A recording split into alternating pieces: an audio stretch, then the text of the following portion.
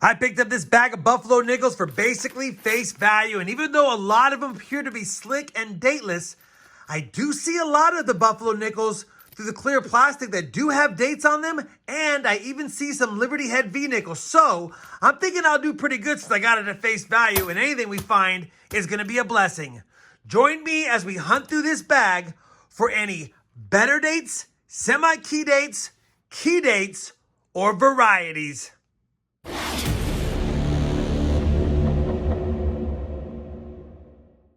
Hey everyone, it's RobFindsTreasure and welcome back to the channel. I think I covered everything in the intro. We're going to hunt through this bag of buffalo nickels. I'm going to segregate them by buffalo nickels and V nickels. And then once I do that, we'll rush through the V nickels because I don't see a bunch of those. We'll get through those quickly. And then once I have the buffalo nickels set aside, we'll run through them and put them in date order and mint order, as well as how many are dateless and mintless. And then, of course, the ones that are dateless with a mint.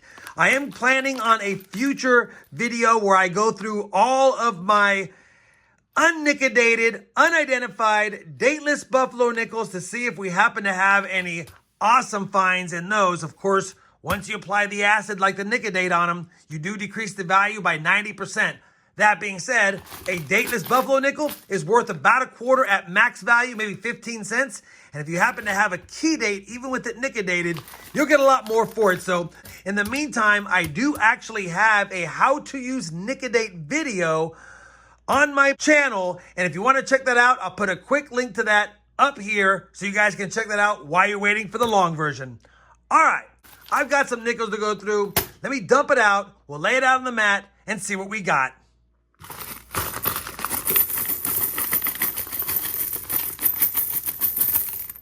All right, take a look at all these buffalo nickels all over the place. Can't get mad at that. And like I said, I know some are going to be pretty bad overall, but there are varieties to look for. There are better dates to look for, and you just never know. I think what I'll do first is, like I said, I'll run through here and grab all of these V nickels out of here. We'll set them to the side, and then we'll go ahead and see what we got with them first. Let me do that really quick, and I'll bring you guys back in just a moment. All right, I am back. I do have quite a few Liberty Head V nickels, more than I thought. 19, 12, 11, 10, a horrible 8, 2 7s, a 6, a 4, a 3, a 2, and a 1900. So pretty good run there from 1900 through 1912. No, the 1912 does not have a mint mark below the left dot. It's not a DRS, but we have two slick ones that I can't quite make out.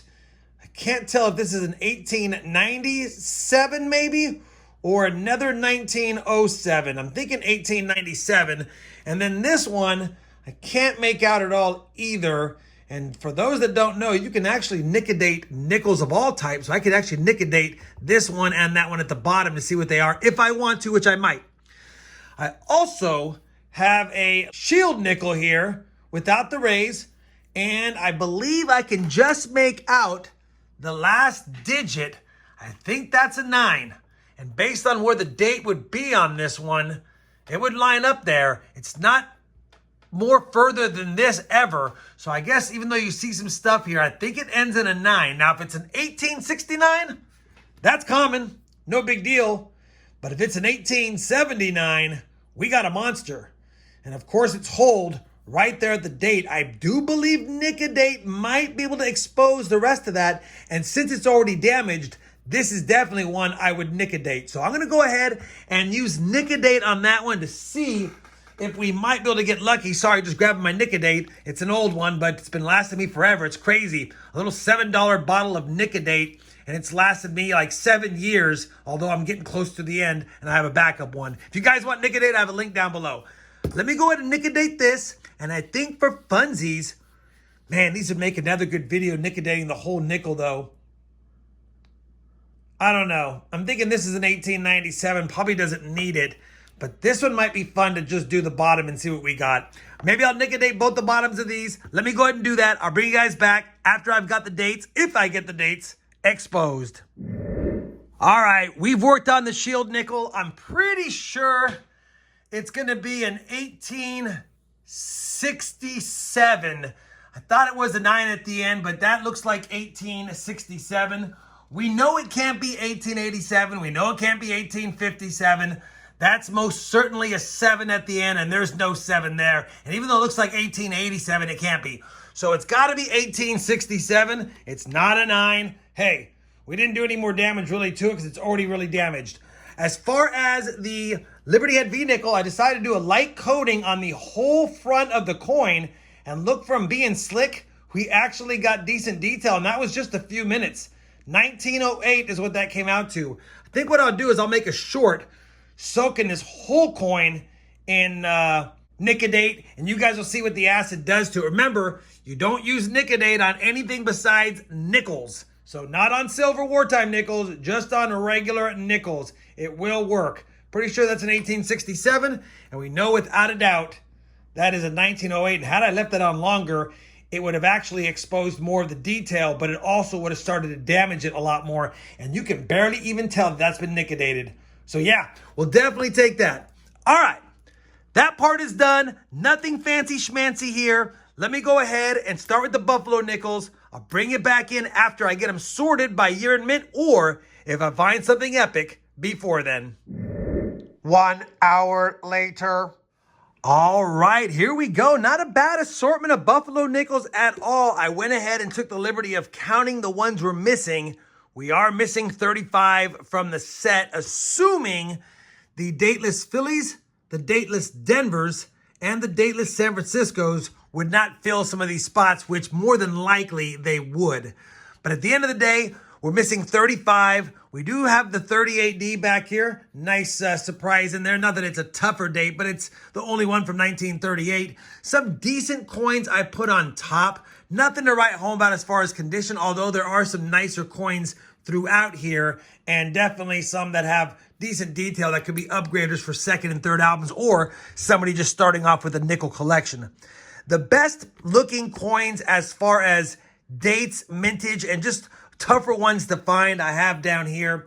We got a pretty nice 1919. Anytime you see a dated, perfectly dated teens Buffalo nickel, you can't get mad at that. So that's pretty nice.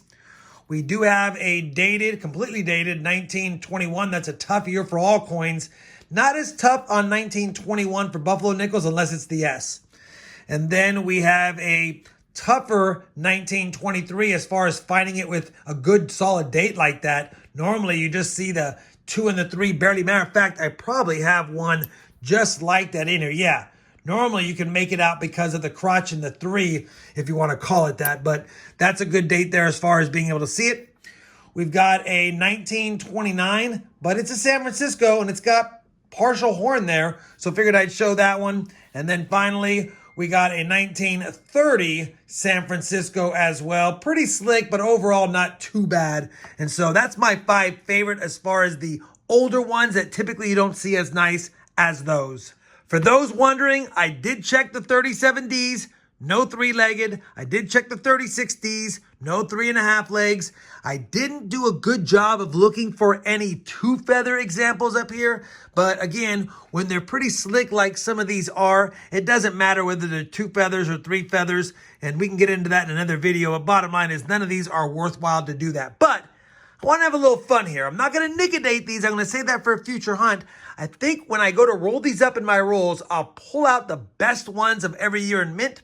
And then I'll go back and use my overstock and see if I can plug in some of these dates. And if I can, maybe I'll grab one of my surplus Buffalo nickel albums and see how far we can get on another Buffalo nickel starter album set for someone. Let me go ahead and do that now. It'll take some time, a few hours, but when I come back, I should have that done. An eternity later. All right, we are back. Had a good time doing this. First and foremost, I went ahead and took my extra V-nickels, and we have a 12 coin lot from 1900 through 1912. I think we're just missing the 1909, and of course, no DRS here. But either way, I figured I would do that. These are all the Philadelphia minted Buffalo nickels without dates, or at least I can't see if there's a mint mark on them. Quite a few have accumulated over the years. No Nic-A-Date has been used on those yet, as well as no Nic-A-Date on these. These are all the for sure D and S mint marks that I can't find out a date on just yet till I Nic-A-Date them. And again, that's a future video. But I was able to find 10 more Buffalo nickels from my personal rolls to fill in the slots and complement this set. And so yeah, here's what we have so far. As you can see, only a 13 type 1. We know it's a type 1 because of the raised mount on the back, and there's no mint mark, so I don't need to Nic-A-Date it. No date on the other side. None of these have been Nic-A-Dated or damaged in any way other than just normal circulation wear. Don't have very many in the teens, just the 16, 16S, 17, 18, and 19. Heading over into the 20s, we're a lot better. We're only missing the 21S, tough date, 24D, 24S, 25D, 26S, and 27S. All the tough dates, of course, but we do have the 23S, which is somewhat tough, and that's good to see, as well as a 26D and a 25S. Those are a little bit tougher as well. And then moving on to the later years, the 30s, I guess, just missing that 31S. All the other ones are in the book, and I try to choose the nicest ones from today's purchase. And if I added one of mine, I tried to add a decent one, nothing gradable, nothing super fantastic, because that's not what this book is about. But only missing 25 now. It's a nice starter lot for somebody who's just getting into Buffalo nickels. So I figured I'd put that together like I always do when I do these hunts. Nothing spectacular found, but that's coin roll hunting, and that is buying someone's collection. You never know what you're going to get, especially if it's just in a bag. But I'll take what I got. We got it at face value. Can't get mad at that. And we had some V-nickels. If you guys enjoyed this quick Buffalo nickel hunt and fill episode, I certainly would appreciate that thumbs up. And as always, everyone, happy hunting, and thanks for watching. Oh, you're still here? Well, I appreciate you watching today's video. If you enjoyed it, I decided to pick out a few more that I think you might enjoy, like that one right there or this one down here. Anyways, thanks for watching, happy hunting, and we'll see you in the next video.